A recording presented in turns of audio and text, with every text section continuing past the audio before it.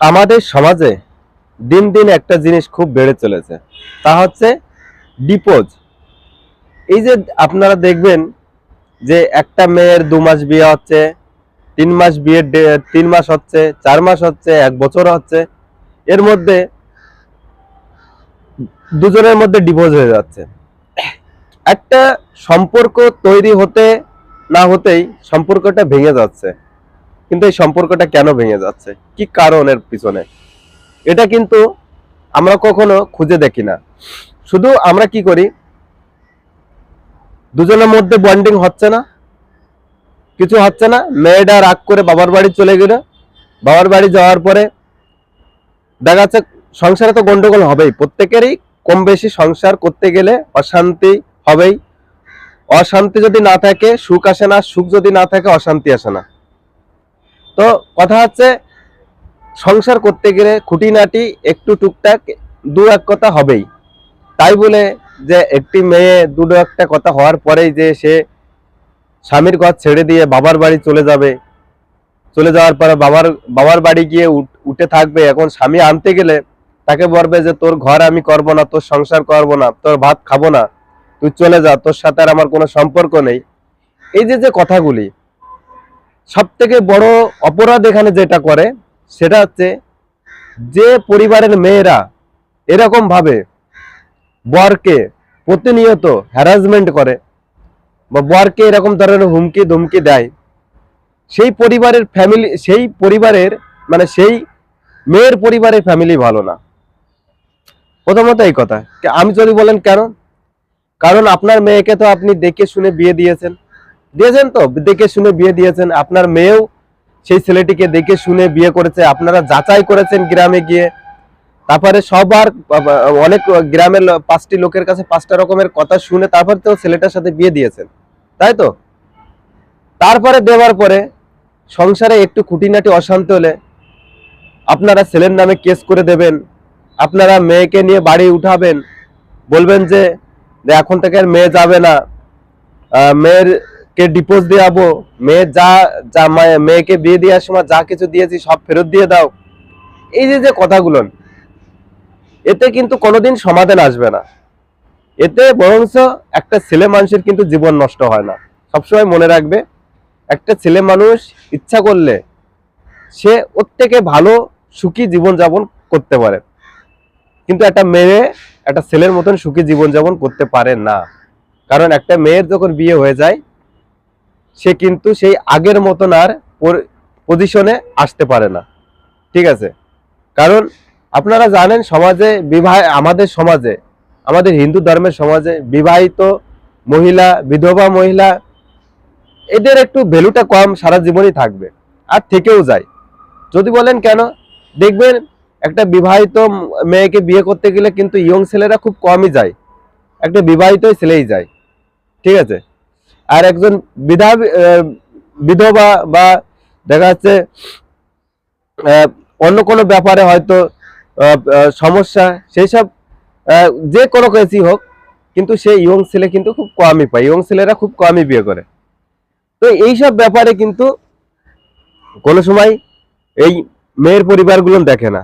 কি করে একটা সংসারে যে অশান্তি হলে কি করে সেই মেয়ের হাতটি ধরে নিয়ে গিয়ে সেই জামাইয়ের সাথে কথা বলে যে কি প্রবলেম হলো, কেন হচ্ছে এরকম, সেই সব যে ঠিকঠাক করে আবার মেয়েটাকে সেই স্বামীর হাতে তুলে দিয়ে আসবে, বা তাকে যে সে যদি সারা জীবন সেই স্বামীর হাত ধরে সংসার করতে পারে বা স্বামী পরিবর্তন হতে পারে, সে যে একটা প্রক্রিয়াটা কিন্তু এখনকার সমাজের মেয়েরাও করে না, প্লাস মেয়ের যে পরিবার আছে তারাও করে না। সব থেকে বরং আমার কথা হচ্ছে, মেয়ে যখন এরকম ধরনের আচরণ করবে মেয়েকে ঘরে তোলা যাবে না।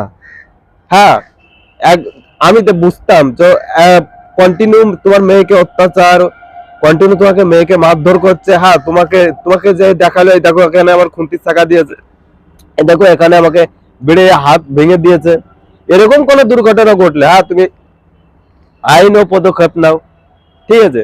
তুমি গিয়ে প্রথমে বুঝাও, না বুঝলে তখন আইনীয় পদক্ষেপ নাও, ঠিক আছে, সব ঠিক আছে। কিন্তু দুটো একটা কথা, দুটো একটা ঝামেলা হলেই, আর এখনকার মেয়েরা এতটা মানে নিকৃষ্ট আর এতটা বাজে।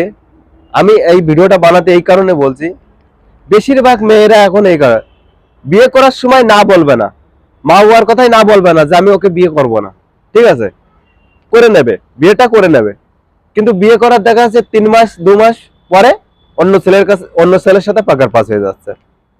তো তোমার এই যে যেসব মেয়ে ছেলেরা এইসব চিন্তা ভাবনা নিয়ে বিয়ের পিড়িতে বসে থাকো, আমি বলো তাদের বিয়ে করার প্রয়োজন নেই, তাদের বিয়ে করার প্রয়োজন নেই। কারণ তোমাদের বিয়ে করার যে বাতিকটা তোমরা বন্ধ করে রাখো, ঠিক আছে। কারণ তোমার দ্বারাই দুটো সংসার নষ্ট হচ্ছে। প্রথমত তোমার বাবার পরিবারের সংসার নষ্ট হচ্ছে, দ্বিতীয়ত তোমার স্বামীর পরিবারের সংসার নষ্ট হচ্ছে।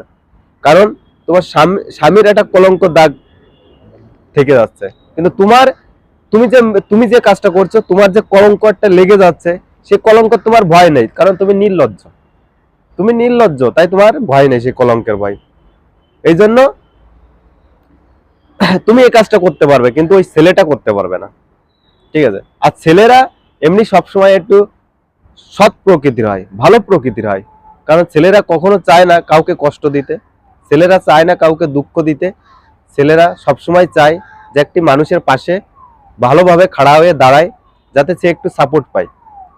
এই এই মন মানসিকতা কিন্তু প্রত্যেকটা ছেলের মধ্যে থাকে, বেশিরভাগ ছেলের মধ্যে। আর বেশিরভাগ ছেলেরা কিন্তু মেয়েদের কখনো অসম্মান করে না, বরং মেয়েরাই উল্টে ছেলেদের অসম্মান করে।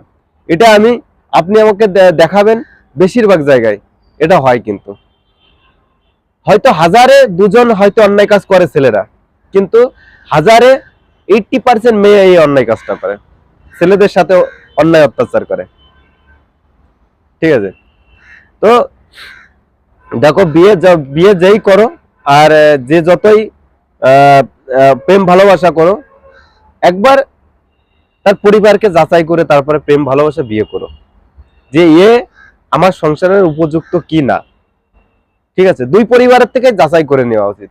এবং যাচাইয়ের পরেও যদি এইসব ঝামেলা করে কোনো ছেলে বা কোনো মেয়ে যদি এরকম করে, অবশ্যই তার বিষয়ে আইন ও পদক্ষেপ নাও তোমরা, সব ঠিক আছে, ঠিক হবে। আর প্রথমত এখন এই যে রিলস টাকা ইনকাম করার একটা প্ল্যাটফর্ম আছে অনলাইন, বিভিন্ন রকমের রিলস, বিভিন্ন রকমের ভিডিও, হ্যাঁ তোমরা বানাও, তোমাদের মানা করবে না, কিন্তু এমন কিছু ভিডিও পোস্ট করবে না যে ভিডিওতে তোমার শরীরটা দেখা যায়। দেখো, তুমি একটা মেয়ে মানুষ, তোমার গোপনীয়তা তোমার শরীরটাই, তাই ছাড়া তোমার গোপনীয়তা কিছু নেই, ঠিক আছে। তোমার গোপনীয়তা ওই একটা শরীরই তোমার লজ্জা ওই একটা শরীরই তোমার ইজ্জত, তোমার সম্মান, তোমার সৌন্দর্য, তোমার অপূর্ব, তুমি যে অপূর্ব সুন্দর দেখতে, সে একটাই, সে হচ্ছে তোমার এই শরীরটা।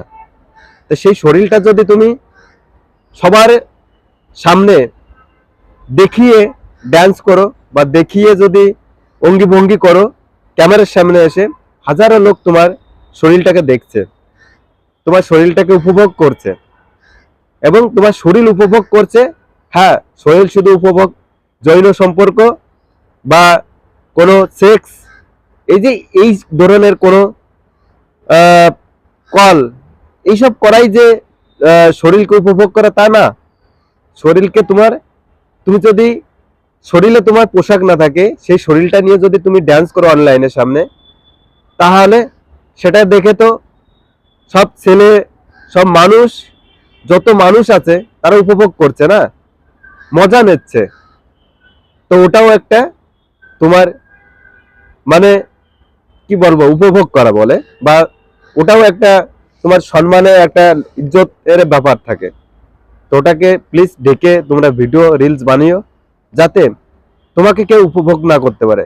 হ্যাঁ, উপভোগ করুক তোমার যে আর্ট, তোমার যে কলা, তোমার যে প্রদর্শন, তুমি যেটা করছো, তুমি যেটা দেখাচ্ছ, সেটাকে উপভোগ করুক। কিন্তু তোমার ভিডিওটা দেখে যাতে তোমার শরীরটাকে কেউ উপভোগ না করে, সেরকম ভিডিও কেউ বানিও না।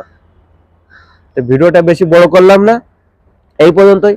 যদি মেয়েরা এই ভিডিওটা আমার দেখে থাকো, যদি ভালো লাগে, লাইক শেয়ার কমেন্ট অবশ্যই করে দেবে, যাতে এই ভিডিওটা সবার কাছে পৌঁছায়, যাতে যেসব মেয়ে ছেলেরা এরকম ধরনের স্বামীর সাথে আচরণ বা এরকম ধরনের ভিডিও বানাও, যাতে সেইগুলো যাতে ভালো হয়।